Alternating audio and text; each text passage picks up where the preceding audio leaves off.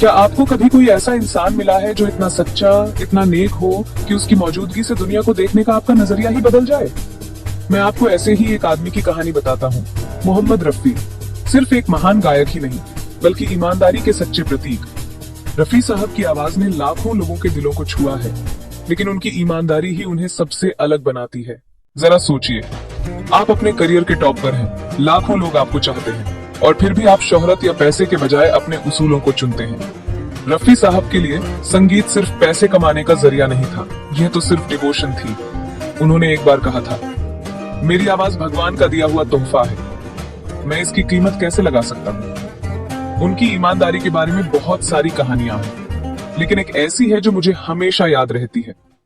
एक बार एक जवान और स्ट्रगलिंग म्यूजिक डायरेक्टर रफी साहब के पास आया। वह चाहता था कि रफी साहब उसकी फिल्म के लिए गाएं, लेकिन वह उनकी फीस नहीं दे सकता था। ज्यादातर लोग ऐसे में मना कर देते, लेकिन रफी साहब ने ऐसा नहीं किया। उन्होंने बस मुस्कुराया और कहा, आप अच्छा संगीत बनाने की चिंता करें, बाकी की चिंता मैं कर लूंगा। उन्होंने वह गाना मुफ्त में गाया। वह एक सुपर हिट बन गया। उन्होंने यह रिकॉग्निशन या किसी एहसान के लिए नहीं किया था। उन्होंने यह इसलिए किया क्योंकि उन्हें दयालुता में और सबको एक फेयर चांस देने में यकीन था। इससे भी ज्यादा प्रेरणादायक यह है कि उन्होंने हर एक इंसान के साथ इज्जत से पेश आए। आप कोई भी हो, एक स्पॉट बॉय, एक जूनियर आर्टिस्ट या एक बड़े प्रोड्यूसर, वह आपसे उसी विनम्रता और गर्मजोशी से मिलते थे।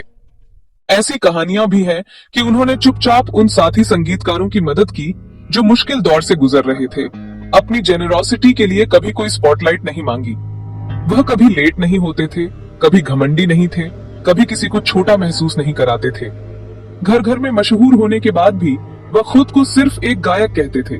कभी सबसे अच्छा नहीं, कभी लेजेंडरी नहीं। ये उस तरह की सिंसेरिटी थी जिससे रफी साहब जीते थे। और जानते हैं क्या, उस ईमानदारी ने उनके हर काम को छुआ। यही वजह है कि उनके गाने इतने सच्चे, इतने हार्टफेल्ट लगते हैं। जब वह गाते थे तो आप सिर्फ नोट्स नहीं सुनते थे, आप उनकी आत्मा को महसूस करते थे। रफी साहब की जिंदगी इस बात का सबूत है कि महानता सिर्फ टैलेंट के बारे में नहीं है।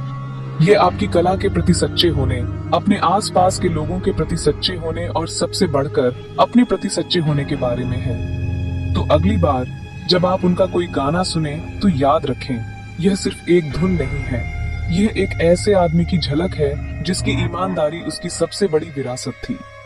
अगर हम उस ईमानदारी और विनम्रता का एक छोटा सा हिस्सा भी अपनी जिंदगी में अपना सकें, तो शायद हम अपनी खुद की थोड़ी सी म्यूजिक बना सकते हैं, चाहे हम कोई भी रास्ता चुने। सुनने के लिए धन्यवाद।